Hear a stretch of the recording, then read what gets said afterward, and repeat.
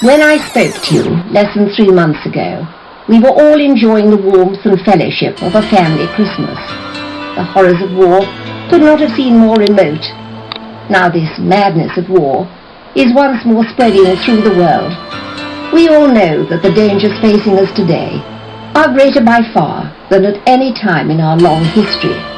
The enemy is not the soldier with his rifle, nor even the airman prowling the skies above our cities and towns, but the deadly power of abused technology. My husband and I share with families up and down the land the fear we feel for sons and daughters, husbands and brothers, who have left our side to serve their country. It is this close bond of family life that must be our greatest defense against the unknown. If families remain united and resolute, giving shelter to those living alone and unprotected, our country's will to survive cannot be broken. My message to you, therefore, is simple. Help those who cannot help themselves, and let your family become the focus of hope and life to those who need it. As we strive together to fight off the new evil, let us pray for our country and men of goodwill, wherever they may be. God bless you all. When I spoke to you a week ago, it was to reassure those of you who were still able at that time to receive external communications that my government was striving to repair and protect our systems of command and control, as well as the systems that allow the essential day-to-day management of our economy and society. As you will know, an unwarranted attack by cyber warfare elements of the enemy's armed forces did great damage to our hospitals, power stations, energy supply systems, food shops, and transportation systems.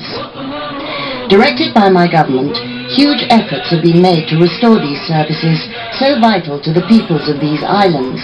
Some of these efforts have been successful.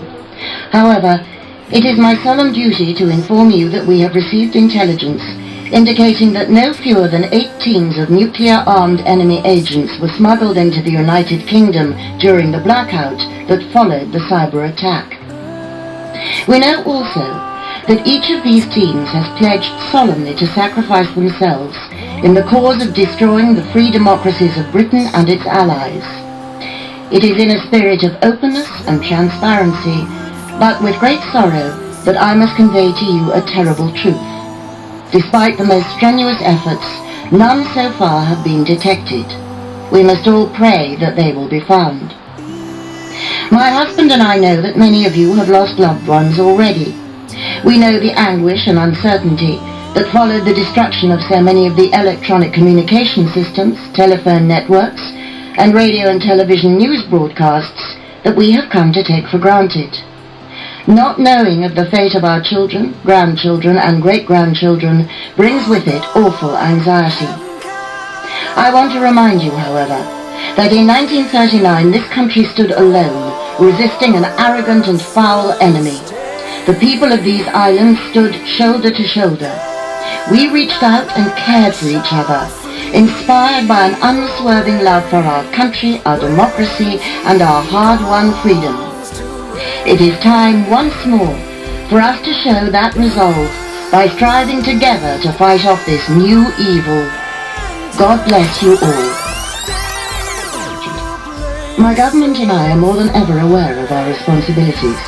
This is without doubt the worst crisis we have faced. I would not be fulfilling my duty if I did not share your concerns and recommend how we should respond in the way that would be expected of this country we hold so dear.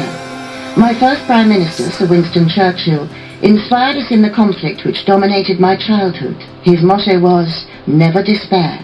I would ask you to follow that example now. It is heartbreaking to remember that only a year ago we were celebrating our 60 years on the throne, and only recently rejoiced at what I fervently believed would be the start of a new Georgian age. But this is not the end of our hopes. There are those who seek solace in their religious beliefs. I am fortunate to be among them.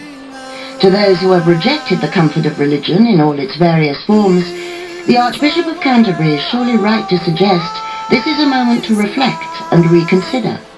We must decide what sort of country we are.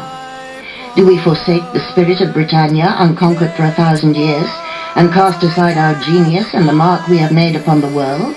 Is this to be the last speech in the language of Shakespeare? The answer is simple. Of course not. If ever there is a lesson from our long history, it is that when our backs are against the wall, we are at our most inventive. We have been secretly planning for this terrible day for many years. Even this speech, with its fresh emotion and its timely references, was prepared long before the present crisis erupted. I speak to you now in the sure knowledge that when these words are broadcast, along with my family, I will have already departed from our shores. This is not a sign of resignation and retreat. It is a mark of our determination and our strength of will. Our country is more than bricks and mortar, farms and fields. It is much more than that. It is an idea. As your Queen, it is my duty to see that if the kingdom cannot be saved in a physical form, then it is all the more important to make sure that Britannia herself lives forever. We should never despair.